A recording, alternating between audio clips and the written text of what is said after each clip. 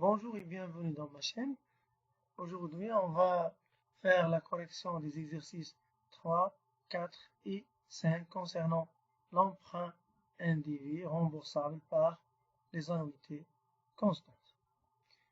L'énoncé de l'exercice 3 nous donne deux documents. Document 1 relatif à l'extrait du bilan de la société Plastica SA au 31/12/2012 et document 2 relatif aux caractéristiques de l'emprunt. Donc là, on a, d'après les caractéristiques de l'emprunt, on a emprunté le 2/10/2012. La première échéance, ce sera 2013, donc A1, c'est 2013. La durée de remboursement 4 ans, le mode de remboursement annuité constante. Le premier amortissement 190 242,03 dirhams. Taux d'intérêt annuel c'est 9%. Donc la première des choses, il faut savoir lire le financement permanent. Les financements permanents, ce sont des ressources, que ce soit des ressources propres à l'entreprise ou bien des dettes à long et moyen terme. Ici, d'après l'exercice, là, on a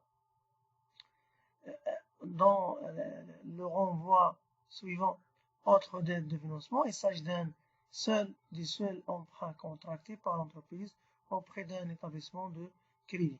Là, donc, la signification de cette somme-là, 870 000 dirhams, ça c'est la valeur d'origine ou le montant de l'emprunt. Pourquoi le montant de l'emprunt? Parce qu'on a emprunté le mois 2012 et on n'a pas remboursé le premier amortissement qu'en l'année 2013. Donc il n'y a pas d'amortissement. Et automatiquement, ça c'est la valeur de l'emprunt ou le montant de l'emprunt.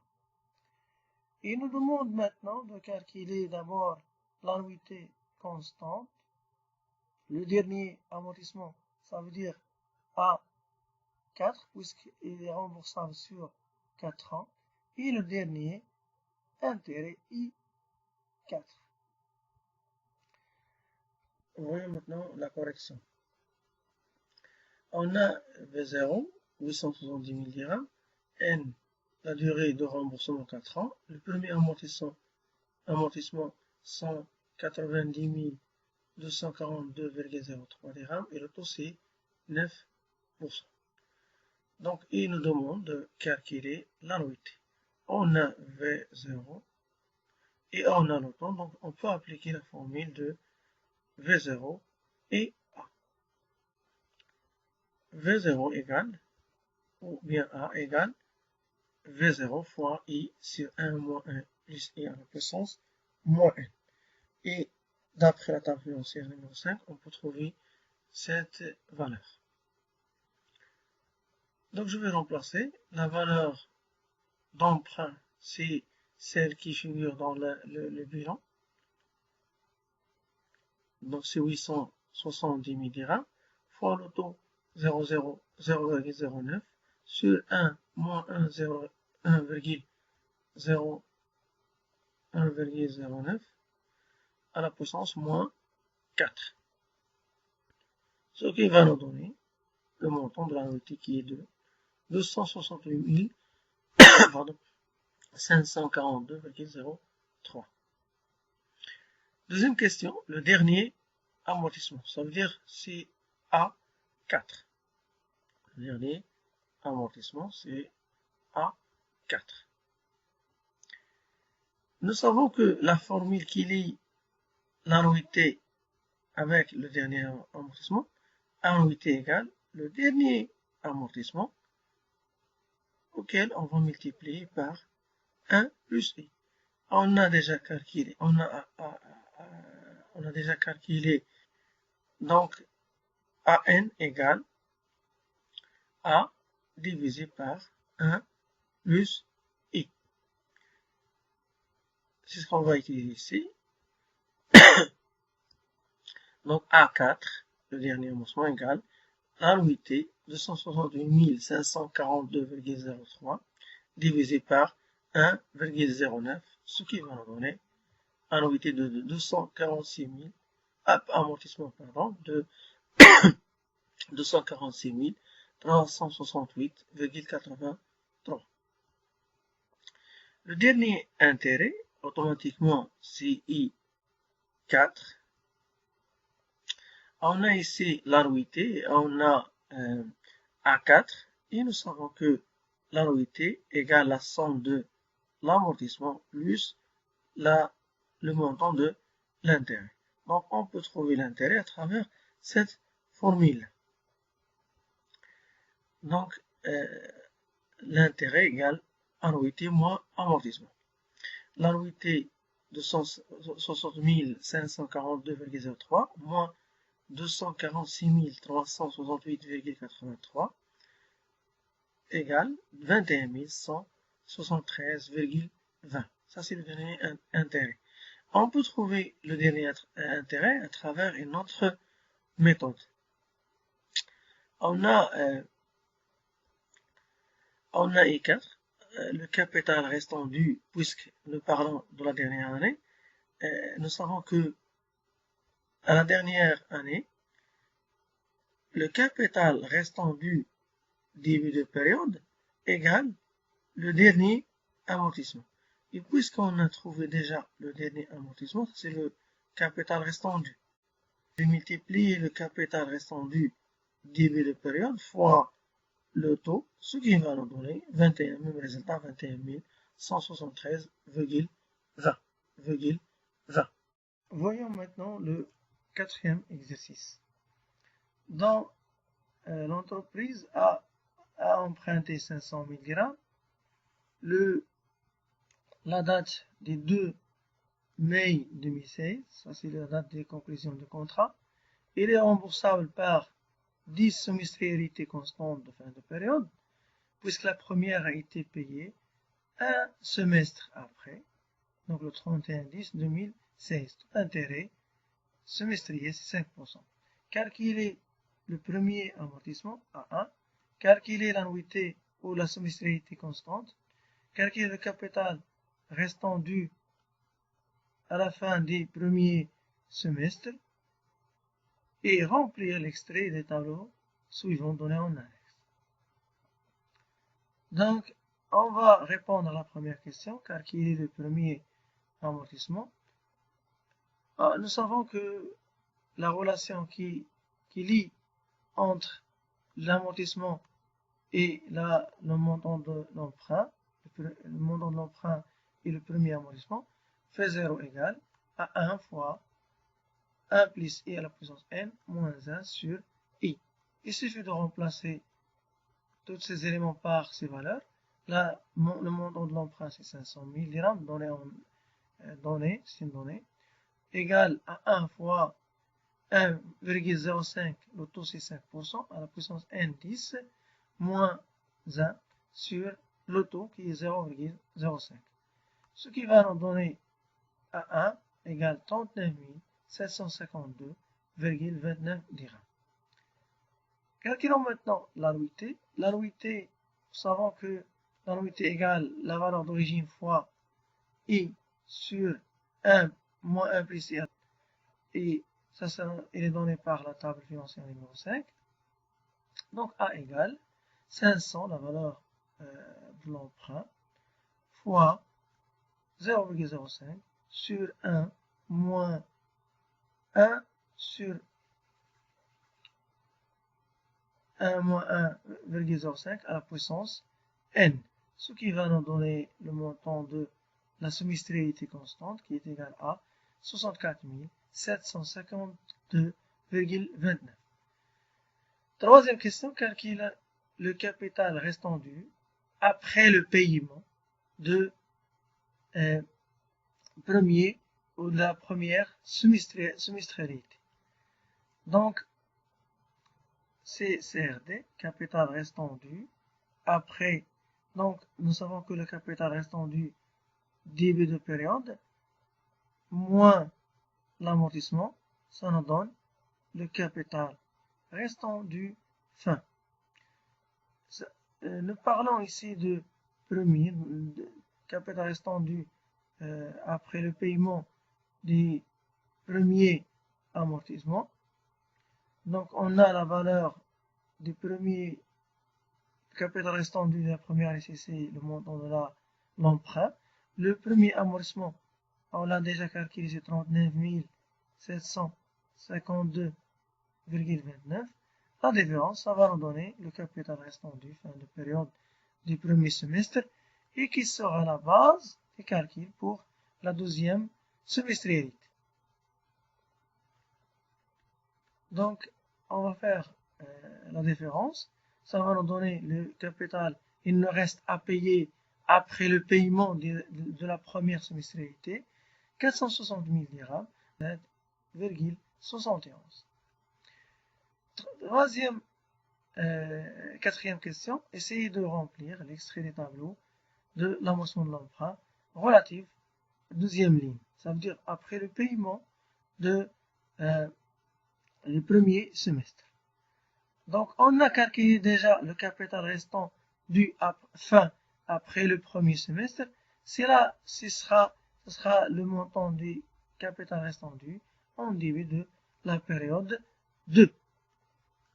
Donc, je vais reprendre le montant tel qu'il est, 460 247,71, multiplié par le taux de l'intérêt qui est 5%, ça va nous donner l'intérêt.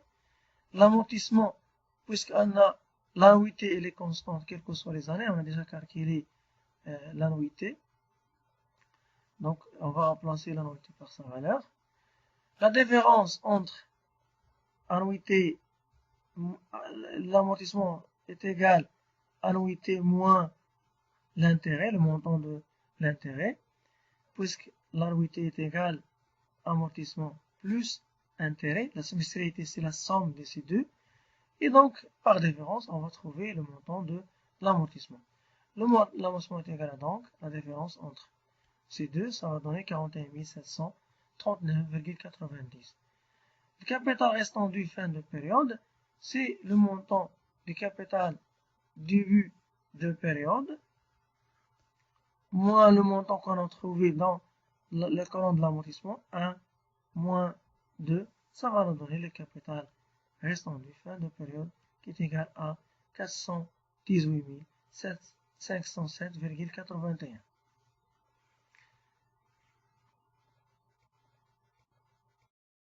L'exercice 5. L'entreprise souhaite construire un nouveau dépôt de stockage. L'acquisition des terrains pourrait être financée par un emprunt bancaire remboursable par des annuités constantes de fin de période. Il nous donne un extrait de tableau d'amortissement de l'emprunt.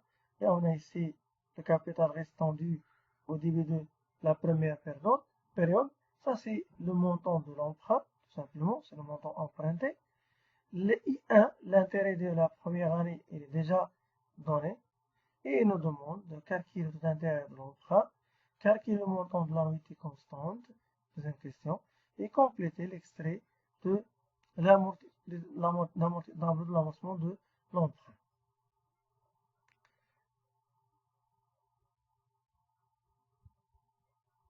Voilà, donc, taux d'intérêt. Nous savons que le taux d'intérêt ou le montant de l'intérêt, il est égal à,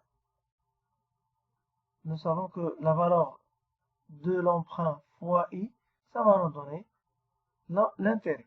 Donc, l'intérêt est égal le rapport entre grand T, si nous cherchons le taux d'intérêt, grand I divisé par le montant emprunté.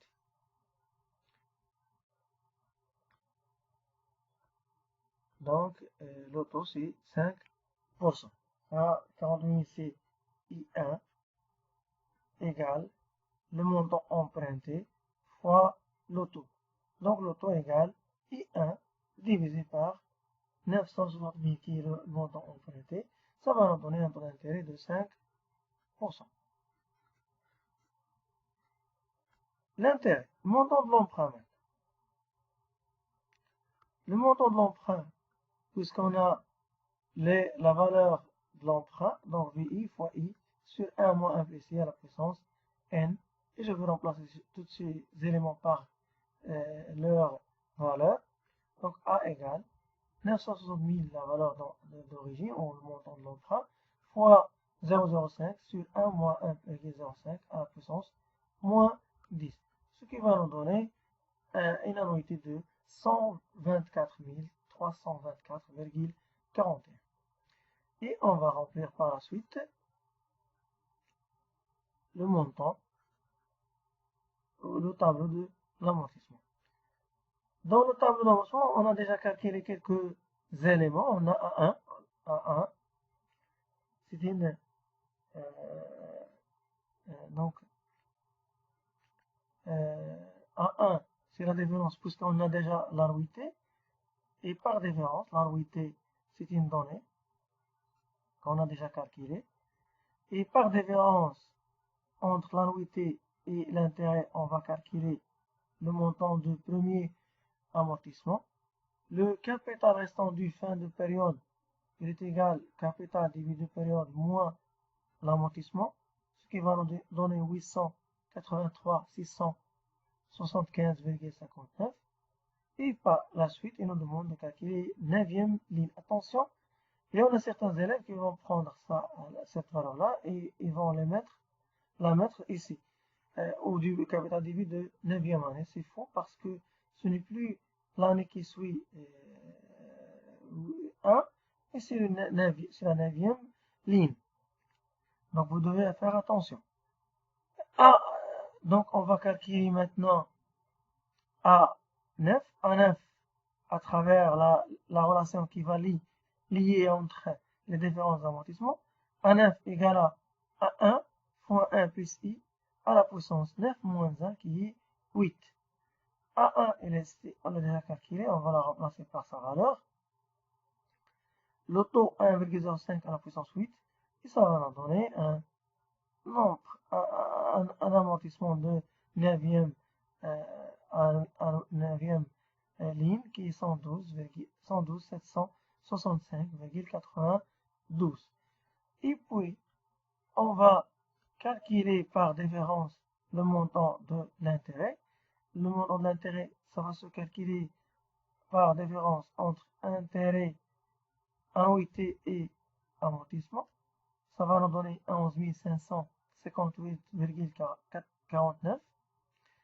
Et je la divise par le taux, puisque le capital restant dû début de période fois I, ça va nous donner I, grand I, le montant de l'intérêt.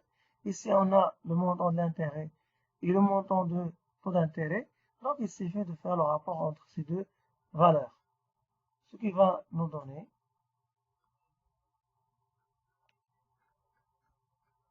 231 169,91. Le capital restant du fin de période, c'est la différence entre le capital début de période et ici le capital et le montant de l'amortissement. Ce qui va nous donner une somme de 118 403,99. Donc, comme ça, on a terminé la correction de section de ces trois exercices.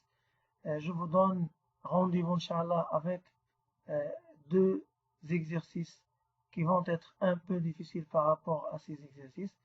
D'ici là, je vous remercie pour votre attention et à la prochaine.